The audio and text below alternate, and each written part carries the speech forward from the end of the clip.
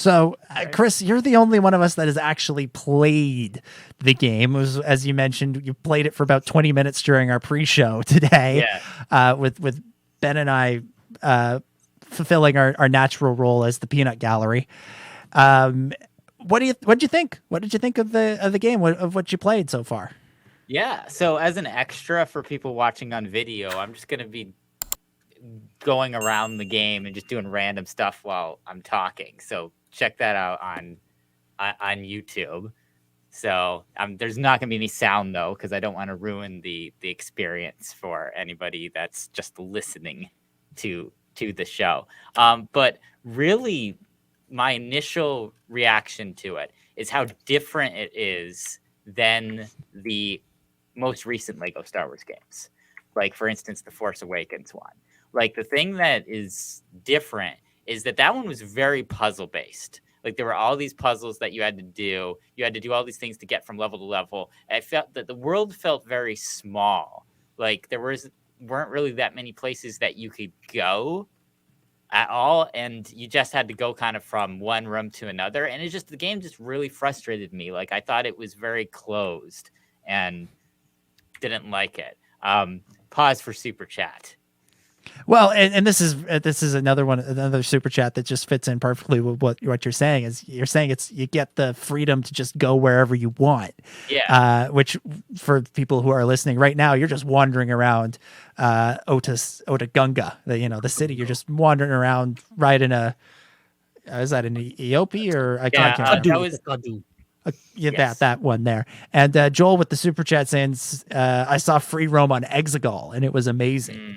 Yeah, and that's I think that's one of the things that's really appealing about this game, and just in watching you play, has been really appealing. It's just the ability to just go anywhere in these iconic locations, without feeling the pressure to advance the story too much. Because let's be honest, we already know what the story is. We've seen the Phantom Menace, we've seen Attack of the Clones, we've seen Rise of Skywalker. We know what's going on. So this game just gives us a chance to wander through a more comedic version of each of those, which is fun.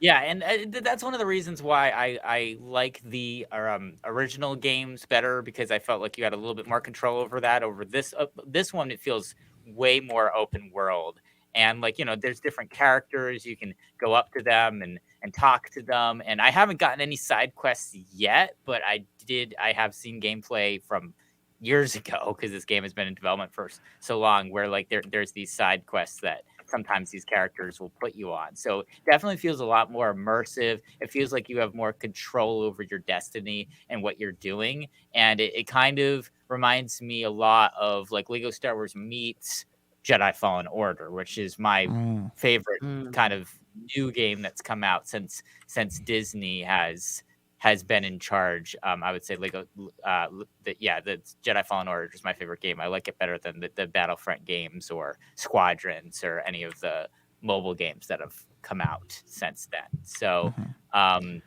it's great. It feels very much like an RPG. It feels almost like an open world type RPG. Yeah. And it's just gorgeous too. Like the game looks really good. That's something I went back and played a little bit of the original trilogy a couple of weeks ago because I was feeling the hype, and I'm looking at it. I'm like, yeah, this looks pretty good for its time. And then you look at this game, and it's like it's not night and day, but you can tell that. Let's see, the original trilogy came out in 2007, 2006, somewhere in that range. You can tell a long time has passed. And this just, it looks, for lack of a better term, cinematic. It looks like you could do a Lego Star Wars movie in the same way that in this sort of setting, in the same way that there's been a Lego Batman movie and that sort of thing. Yeah, exactly. Yeah, so I'm really excited to play through more of it. I'm going to, because StreamYard, which is the service that we use for podcasting, is not really meant for games. It's more meant for talk shows.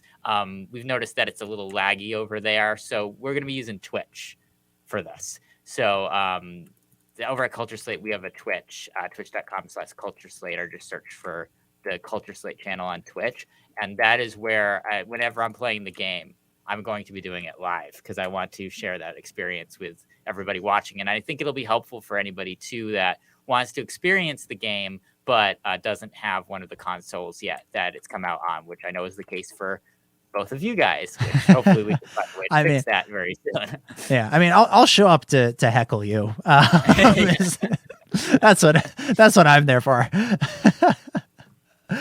So definitely follow or subscribe or become a channel member or there's several different things that you can do over on Twitch. So go to the Culture Slate Twitch so you can do that so you don't miss any of that.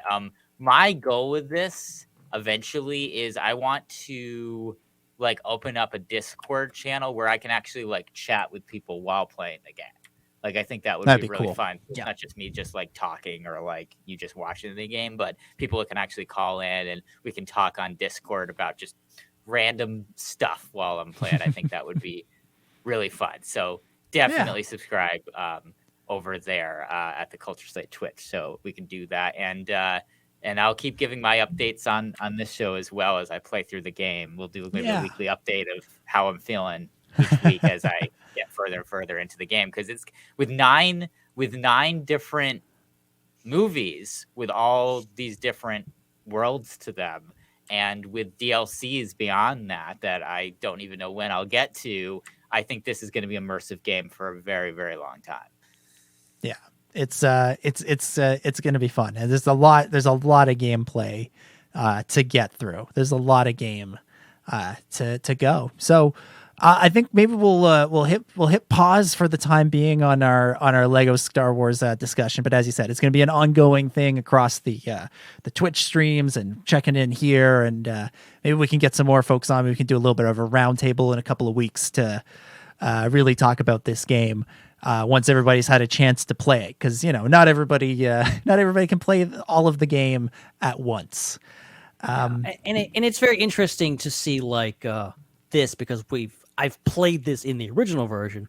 I haven't even seen any gameplay from like Last Jedi and Rise of Skywalker, which have never had Lego games before. So like I'm very interested to see that gameplay and then play it for myself eventually. Yeah. Ben, you and I, we got to get those Twitches or what is switches? That's what they are. I got a Twitch already. I'm just thinking about the other thing.